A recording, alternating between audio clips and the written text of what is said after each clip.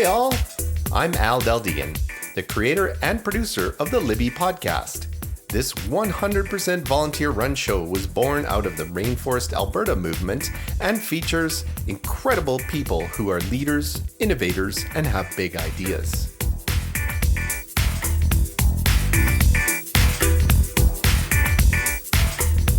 This episode is hosted by Rea Hailley, and it is the 16th episode of her series. Today, her guest is Nyasha Katedza. Take it away, Rea. Hi, everyone. I'm Rea Hailley, co-founder of New Idea Machine. We help startups and growing businesses turn ideas into working apps so you can build smarter, launch faster, and save thousands. Welcome to 5 Questions and 1 Wild Story, fempreneurs to watch for. Today's fempreneur is Nyasha Katedza. Hi, Nyasha. Welcome. Hello, Rea. Thanks for having me. It's my pleasure. Okay, Nyasha, can you tell us what it is that you do and why is it important?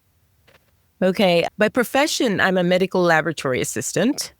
And so I am building a business based on specimen collection. I'm therefore right now I'm a healthpreneur, and I started this. Should I go into why I started the business? Is that okay? Please do. Okay. I started the business because I used to live in a rural area, considered remote.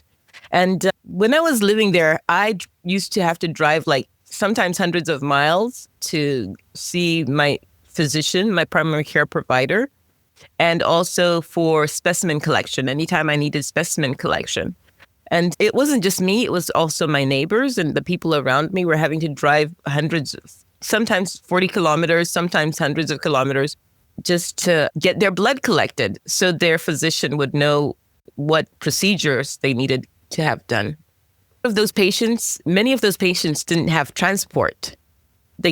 Especially since the demise of Greyhound, it's really difficult to get from one place to another without transportation. All this other stuff that's happening now, there are a bunch of new buses that are being born and transport being born. But basically, there was no Greyhound, there was no transport. And people had to find a way to get from wherever they're living to either a physician or to a specimen collection center. And so this experience actually is what inspired me to build BioInsight DNA. And am I allowed to say the name of my business? Okay. Okay. It inspired me to build BioInsight DNA and blood services because it shouldn't be that difficult to get your specimens collected. It shouldn't be that difficult to access care. It shouldn't be that difficult just because you live in a rural or remote area to find access to care. So BioInsight was built from this experience, and it was built from what I saw my neighbors going through and what I see marginalized communities going through on a daily basis, because marginalized communities face so many barriers to care. Of my background in healthcare and specimen collection, this is the little bit I could do towards improving access to care to a lot of different communities. I love that. Okay, and what surprised you the most about becoming an entrepreneur? How much work it is. How much work. Oh my goodness, it's so much work. Every day, sometimes you start on a task and you think, okay, I'll do this task and I can just go through it, zip through it and get to the next one and zip through it and get to the next one. But almost every task also morphs into 30 different tasks. It's never just a straight line to I go from here to here and that task is completed. There's so many different little things that have to go into building just that one task so you can move forward to the next one. So for me, that has been the most surprising aspect. It's so much work. Yes, I hear you. And how many times have you wanted to quit, if you wanted to quit? And if so, what has kept you going? Okay, I never thought of quitting. And that's not to say that it's been an easy journey. In fact, it's quite the opposite. It's been very difficult. But it has never entered my head to quit because I think me, like a lot of other entrepreneurs in low resource settings, are driven by necessity. It's not so much, I'll just chill and we'll be okay. And I'll just drop this now and I'll pick it up another time. You're driven by necessity. It's not just about what you're building, but also about paying your rent, about paying for food, about paying your bills. Mm-hmm. So quitting isn't an option really, but also if you're building from a low resource setting, you have a lot of times you have less access to funding. It's one of those strange things, like if you have money, you're more likely to get money. If you don't have money, then it's more difficult even to convince people that what you will do with this money and it's going to be used in a conscious way, the way it's supposed to be used. Mm-hmm. So it's such a catch-22 in a lot of ways. But I just want to say also that a lot of entrepreneurs who build in low resource settings are building beautiful, imaginative projects. If you ever meet an entrepreneur from a rural or remote area, they're building without funding. A lot of times they're building without funding. A lot of times they're building without access to resources. And what drives them is necessity for themselves and for their neighbors. So many of these things that are being built, there's so many things that are being built out in rural and remote areas, but they're being built for neighbors. They're being built for self. They're being built out of necessity. And nobody thinks of this as entrepreneurship, right? Because there are no VCs involved. There's no banks involved. It's just community. A lot of times it's just within community. And that also is part of my background, the rural and remote areas. If you can change something about how entrepreneurs in rural areas are currently supported or not supported, that would make all the difference in the world, what do you think that would be?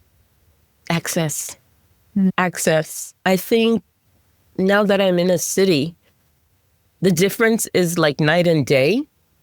Because I'm in a city, I have access to programs and I don't want to name all these, but there are a lot of programs. There are programs for female entrepreneurs.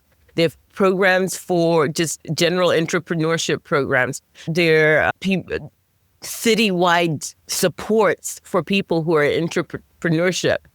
There's so many different places that you can reach out for advice, for support, for mentorship. When you're in a rural, remote area, that is not an option for you. A lot of times, I would say that if more of these programs would have online access, that would be really good. But a lot of times when I'm going to entrepreneurship events here, even in the city, I'm physically there, like physically be there to access people, resources, communication. But if you're in a remote area, it might be difficult for you to get to the city just to go to one of these programs, events, or any of these things. So if more of these programs would have like online access for people who are in remote areas, I think that would be a really great idea.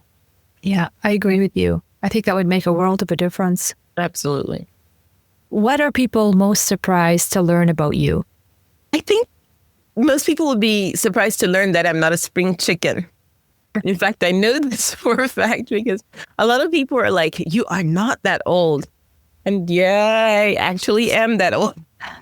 And this has come to factor in a lot of times, and also in funding, because a lot of funding is for younger people. A lot of funding is focused on youthpreneurship. And there needs to be a conversation about that as well. Once you reach 30 or older, then you have no ideas and you have no vision and you're not building. And I actually think there are quite a lot of senior, a little bit older entrepreneurs, and they don't get as much access to funding. Well, because most programs are geared towards youth. Yeah. Yeah, so that would surprise a lot of people. And also because it also talks on my experience, because I'm not so young. I have lived in a lot of different countries. I've lived in Europe, I've lived in Asia, I've lived in Africa, I've lived in the Americas. And all this experience comes with me as I'm building. This is all part of who I am, and it's part of how I'm envisioning what I'm building right now, about my company and my business. And I guess that also informs how I see healthcare and marginalized communities because I've lived it. I'm an immigrant, and I understand how when you're first coming into a country, sometimes you don't understand the system. You don't understand the healthcare system. You don't really understand what people are trying to tell you about this is the way this works, or we can't do this because of this. And there's a language barriers. There are so many things that you have to navigate. And this experience also informs how I'm building this business. So I'm not a spring chicken. Yeah. You could have fooled me because I thought you were certainly young. What advice would you give other female entrepreneurs? I think my main advice would be safety. A lot of people don't talk about it. We want to think about flowers and butterflies when it comes to entrepreneurship. But a lot of times as a female entrepreneur, you have to consider safety. So even now that we're in the 21st century, you can go into a hotel bar as an entrepreneur trying to there for a meeting or an event, or you have to travel because there's a conference in another city for an event or something like that. And there are a lot of people who still see a woman alone, traveling alone, as somehow she must be like plying the world's oldest profession. And this is something I think a lot of men don't ever have to consider. Men never have to think about things like that. And as a woman entrepreneur, you have to inject safety protocols into everything you do. You have to be thinking about it, even though we don't want to think about things like that and we don't want to think about it. But safety, it has to be part of your business strategy. You just have to put it in there from the beginning and just make it part of the way you're building. And taking some courses in self-defense, not such a bad idea either. Yeah, I think everyone could benefit from that. Yeah. Thank you for sharing that. And before we get to your one wild story, I'd like to ask, Nyasha, do you have an ask? So the listeners listening to this episode, if they could help spread your message and help you in some way, what would your ask be? I think right now, we're very entrenched in the way we do things in healthcare. We have a system where every province has its own health system, and the health system is run by the government.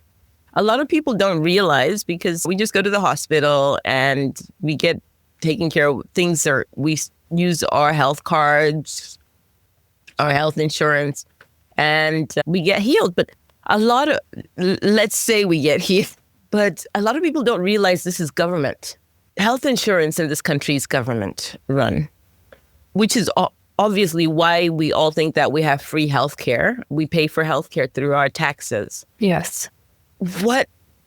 I think there needs to be a change in thinking. There needs to be a change in the way people view healthcare. If we could all think about the people who are opening private clinics, the doctors and nurses who are trying to do something about a healthcare system under siege, because our healthcare system is under siege. We don't have enough staff. There's not enough staff in the hospitals. Sometimes there's not enough funding to cover everything that needs to get accomplished in the healthcare system. There are a lot of different things that are going on. Again, safety. I mean, I think a lot of people have seen so many stories about nurses saying they were attacked or doctors being assaulted. And also, there's so many stories about patients dying in emergency rooms. All of this is going on in our healthcare systems that are under siege. And there are entrepreneurs out here who are trying to do something about this, trying to be part of the solution to this healthcare system under siege. And we all need to not just say this is the only way, but look at the whole system and think there might be other solutions. There are other solutions. And all these entrepreneurs, regardless of where they're from, regardless of where they live, they're qualified and they're doing something and they're actually working to be a part of the solution. Yes. Yes. And your ask then would be for people to realize this and keep an open mind when it comes to revolutionizing our healthcare. There are disruptors out here. Yes, a lot of people think of us as disruptors. There needs to be a shift in healthcare. And I think healthcare has realized this as well. We're moving so much towards personalized medicine, preventative medicine within the system. There is that change happening right now. The system, there are people working towards this change as well. I think, my ask would be that, to keep an open mind, to think that there's not only one way to do healthcare. Yeah. There are myriad ways to. Yeah. All right. Nyasha, what's your one wild story? Oh my God, Rea. Okay. So a while back, I used to work in hospitality. So I finally, after about 8 years, I finally got this kind of promotion that I'd been working towards over an 8-year period. So on my first day to this job, it was at a resort, and I was driving up this mountainous path, ski season, and the road was slippery, the road was icy, there was snow everywhere. And I drove up this little mountain road and hit a patch of black ice. I spun out, I went off the road, passed through trees, and landed in a ravine next to a little stream, upside down. Oh my gosh. So I was upside down in this vehicle and I couldn't get out. I had my seatbelt. That's the only thing that kept me in that car, and I think my seatbelt saved my life. But once I landed upside down, I couldn't get out of my seatbelt. And so I was trying to get out of my seatbelt. I couldn't get out of the seatbelt. I couldn't get out of the vehicle. And then there was a passing vehicle. So they saw me. I guess they must have seen me in the ravine, and the vehicle stopped, and the driver of the car ran down, was saying, "Are you okay? Are you okay?" And I was saying, "No, this is me upside down. I can't get out of my seatbelt. I can't get out of the car." And so he tries to open the door. And while he's trying to open the door, my car moves and then almost gets buried under the vehicle. And he again, this is snow. It's snowy. The ground is covered in snow. It's slippery. The car is shifting. Somehow he finally gets the door open. Even it's upside down, he finally gets the door open. And he helps me get out of the seatbelt. I land on the roof of the car, but I was able to crawl out of the vehicle. He asks if I'm okay, and I'm as okay as I can be after hitting my head. My head slammed and rolling down a ravine. And I was like, yeah, we walk up the ravine, the edge of the little hill, and his family is standing there next to the car. This is a long story, Rea. Let me make it. No, tell me. Okay. His family's standing there, and wife said, "Are you okay?" And she said, "I'm going to call 911. The husband is get in the vehicle, sit down, rest, just sit." And I was like, "No, I'm fine right here." And the wife says, "I called 911, just get in the car and sit." And I was like, "No, I'm fine right here." The thing I knew is that on that little patch of road, there had been so many abductions, people all the time. In fact, the resort I was going to work at, a lot of people had disappeared there as well. Oh my gosh. So I was like, okay, I'm woozy from the accident, being upside down in my vehicle. These people keep telling me to sit down in their car. It's like, no, I'm fine right here. And then cruiser, RCMP starts driving past. And I'm the one who flagged him down. And the woman, and he said, "What happened here?" And the car was in the ravine. And okay.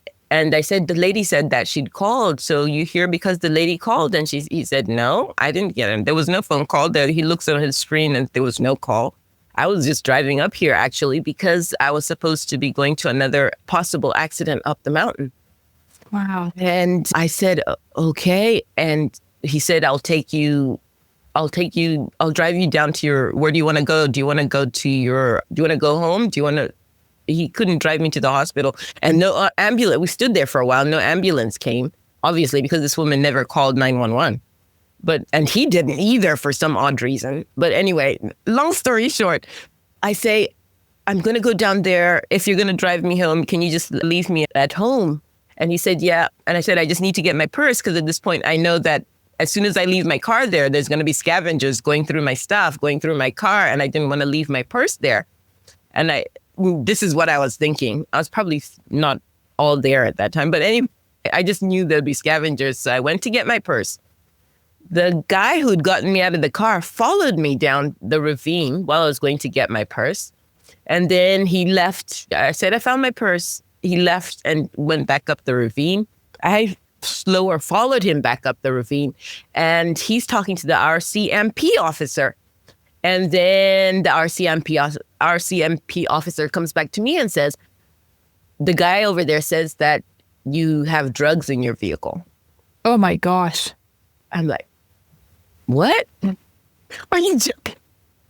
He was like, I'm not joking. And I'm like, are you joking?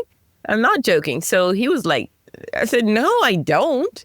And then he was like, let me go and talk to him again. So he goes and walks over to the other guy. And I'm like, I must not be speaking clearly. So I called my sister and I say, am I speaking English? I'm speaking clearly. Can you understand what I'm saying to you? And she's like, yeah, I understand you just fine. You're speaking clearly. Okay, I said, okay, I'm over here at the accident. I tell my sister I'm at an accident and this RCMP officer is asking me about drugs and whatnot. And she was like, okay. And I told her I'll call her back. So the RCMP officer comes back to me and he says, that guy says you have drugs in your vehicle. Let's go down to your vehicle. And I'm just thinking, I'm a woman who just came out of, trees and landed in a ravine upside down. He's not thinking about how I'm feeling or if I'm okay or what's going on. He's actually asking me about drugs right now. So I was like, I have to walk down the ravine again with him. And this RCMP officer, sticks his head in this upside down vehicle through this door where we almost got crushed, right? Mm-hmm. Where the guy who opened the door almost got crushed. He crawls through into the vehicle to look for these drugs in an upside down vehicle. And after a while, I'm just thinking, if he really thinks I'm that kind of who's transporting drugs, why would he be going into this vehicle with his back to me and in such a vulnerable position while I'm standing here? And he just looks in there and he looks through the glove box in an upside down vehicle. He looks behind, he's looking through my car and he comes out of there and I was like, I don't have any. And he said, okay, so we climbed back up the hill and let me see your purse. So this is me after an accident. Once again, let's not forget this. I've had my head smashed in. I'm injured. I'm woozy. He said, I want to see your purse. I was like, okay, whatever. Just look at my purse. So I just showed it to him. I wanted to get out of there. He goes through my purse. At this point, by the time we got up the ravine, that family had was driven off. This is the craziness. And so he was like, okay, you don't have anything in your purse. Then he finally put me in the car and he took me home. And the whole time I'm thinking, this guy, he saw my car upside down in the ravine. He is taking me down to the ravine to go through my vehicle. He's not thinking about my car accident. He had some other, I don't know, whatever ideas. So I'm like, I had to go through an accident. Then I was in danger from this family. Then this RCMP officer comes and I'm thinking I'm in danger from this guy as well. This was not a good day. And I'm just thinking, this is why I say, as women out there alone, you have to think of your safety. You have to be safe. So that's my wild story, Rea. My gosh, that is a wild story. Wow. Oh my gosh. I'm so glad that you're okay. Yeah, thank you. I appreciate that. A few years back now, but I'm so glad that you had the wisdom, despite having head trauma, to still think clearly enough to look after yourself. Yeah. Wow. Oh my goodness. Thank you for sharing that story, Nyasha. I'm just, flabbergasted. It was flabbergasting to me as well. Yeah. But sometimes that's the system. So just be safe. just be safe, especially if you're a female from a group that's usually fetishized. All women, we should think about it. But if you're from a group that's usually fetishized, be extremely safe out there. That's all I have to say. Thank you for allowing us to get to know you and your entrepreneurial journey and the change that you're trying to bring to our healthcare. Absolutely. And thanks everyone for listening. If you're a fempreneur and would like to be a guest on the podcast, please reach out. I'd love to speak with you. Thank you so much, Rea. Thank you. I hope you enjoyed the show. Why not become a podcast host yourself? Libby is a community podcast, and we would love to have your voice as a host or a guest. Check out show.libby.ca for more information, show notes, and links for every episode. This episode is brought to you by New Idea Machine, a unique blend of a tech incubator and a software development powerhouse. We're not just building software, we're crafting the next generation of homegrown tech wizards. Got a project in mind or looking to hire fresh talent? Reach out and let's make tech magic happen. Visit newideamachine.com for more info. Music for the show was created by Tony Del Deegan.